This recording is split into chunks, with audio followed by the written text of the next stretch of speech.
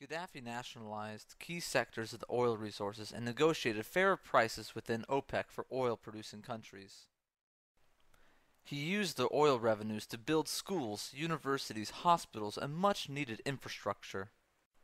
Before Gaddafi, fewer than one-fifth of Libyans were literate, no access to education for the majority of people, and then after Gaddafi, free quality education system, including university, and the literacy rate rose to 83%. Libya has free healthcare. All people, including the rebels, have access to doctors, hospitals, clinics, and medicines free of charge. If a Libyan needs surgery that is unavailable in Libya, funding is provided for the surgery to be carried out overseas. Soon after the revolution, basic food items were subsidized and electricity was made available throughout the country. Huge irrigation projects were established in order to support a drive towards agriculture development and self-sufficiency in food production. Gaddafi initiated the construction of the Great Man-Made River, referred to in the Guinness Book of Records as a wonder of the modern world. This gigantic river has managed to turn the coastal desert green. In its early days, skeptics called it the Great Madman's River, a reference to the Libyan leader Muammar Gaddafi and its enormous expense, billions of dollars.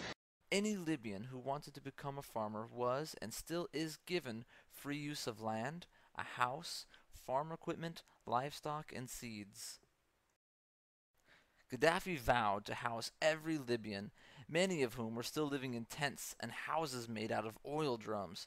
He also vowed that his own parents, who lived in a tent, would not be housed until every Libyan was housed. His mother had only one complaint. Her son insists that they remain in their tent until every Libyan is properly housed. He fulfilled that promise, his own father dying before he had the opportunity to move him into a home. Large-scale housing construction took place right across the country, all Libyans being given a house or apartment to live in for free. Under the leadership of Gaddafi, Libya has attained the highest standard of living in Africa, rated on the UN's HDI ahead of Russia, Brazil, and Saudi Arabia. In 2007, in an article which appeared in the African Executive magazine, it was noted that Libya, unlike other oil-producing countries such as Nigeria, utilized the revenue from its oil to develop its country. Gaddafi believes that economic democracy can only be achieved when the GDP of a country benefits all of its citizens, and when the country's wealth is dispersed to every single citizen. Today, money from Libya's oil revenue is directly deposited into the bank account of every Libyan.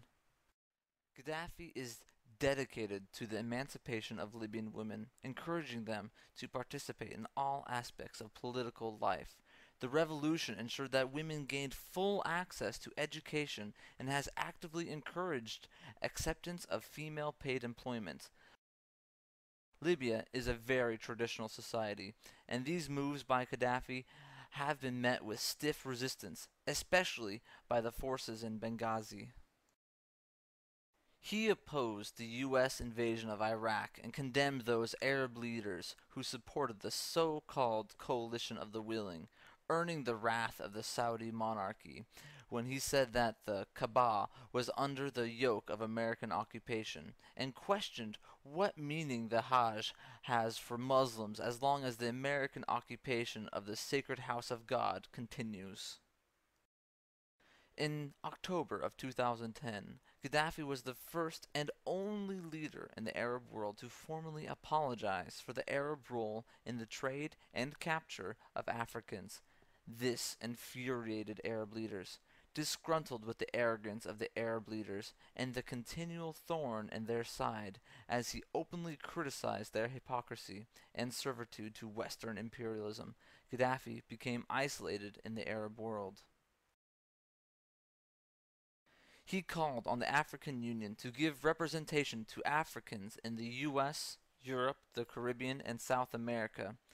In a recent speech, he said, "From now on, by the will of God, I will assign teams to search investigate, and liaise with the Africans in Europe, and to check their situations. This is my duty and role towards the sons of Africa. I am a soldier for Africa. I am here for you, and I work for you. Therefore, I will not leave you, and I will follow up on your conditions. One of Gaddafi's most controversial and difficult moves has been his determined drive to unite Africa with a shared vision for the true independence and liberation of the entire continent. He has contributed a great deal of his time, energy, and large sums of money to this project. When war broke out in Uganda, the Congo, Ethiopia, and Eritrea, Gaddafi negotiated ceasefires, part of his long-held dream of creating a unified continent called the United States of Africa.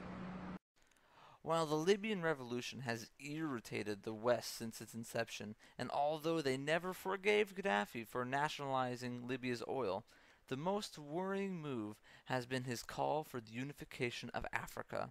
After years of tireless effort on the part of Gaddafi and the Libyan revolutionary movement, the idea of a United States of Africa is gaining real momentum and support on the continent.